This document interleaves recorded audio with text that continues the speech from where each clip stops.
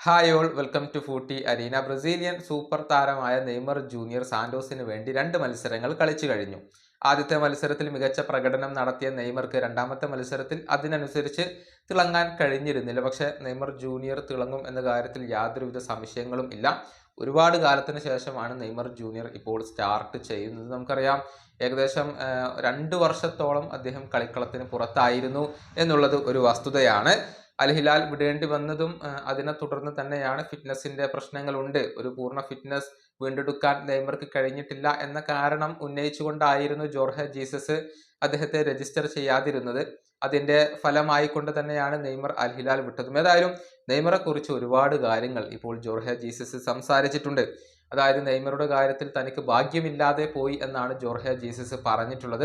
ബ്രസീലിന് world cup നേടിക്കൊടുക്കാൻ നെയ്മർക്ക് സഹായിക്കാൻ കഴിയുമെന്നും ഇപ്പോൾ ജീസസ് പറഞ്ഞിട്ടുണ്ട്. അദ്ദേഹത്തിന്റെ വാക്കുകൾ ഇങ്ങനെയാണ്: എനിക്ക് തീരെ ഭാഗ്യമില്ല. നെയ്മർ ഇവിടെ 15 മാസത്തോളം ഉണ്ടായിരുന്നു.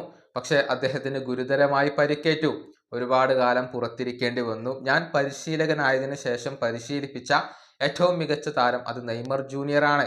അദ്ദേഹത്തിന്റെ കഴിവുകൾ പുറത്തെടുക്കാൻ ആവശ്യമായ ഒരു സമയവും സന്ദർഭവും എനിക്ക് ഇവിടെ ലഭിച്ചില്ല. നെയ്മർ ഒരു മികച്ച പ്രൊഫഷണൽ ആയിരുന്നു, മികച്ച ഒരു സഹപ്രവർത്തകൻ കൂടിയായിരുന്നു. ഒരു സ്റ്റാർ ആയിരുന്നുവെങ്കിലും അതിന്റെ ആറ്റിറ്റ്യൂഡ് നെയ്മർക്ക് ഇല്ലായിരുന്നു. കാര്യങ്ങൾ ശരിയായ രീതിയിൽ നടന്നില്ല, അതാണ് സത്യം. നെയ്മറെ ഉപയോഗപ്പെടുത്താൻ കഴിയാത്തതിൽ ഞാൻ നിരാശനാണ്. ഇതാണ് ശരിയായ സ്ഥലം എന്ന് ഞാൻ കരുതി.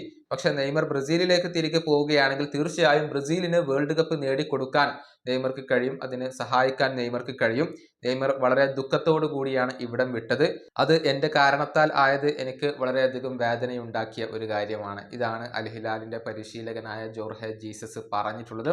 നെയ്മർ പരിക്കിൽ നിന്നും മുക്തനായിരുന്നുവെങ്കിലും അദ്ദേഹത്തെ ടീമിൽ ഉൾപ്പെടുത്തേണ്ടതില്ല, രജിസ്റ്റർ ചെയ്യേണ്ടതില്ല എന്ന ഒരു തീരുമാനം അൽ ഹിലാൽ എടുക്കുകയായിരുന്നു. അതിന്റെ ഫലമായി കൊണ്ട് തന്നെയാണ് നെയ്മർ സൗദി അറേബ്യ വിട്ടിട്ടുള്ളത്.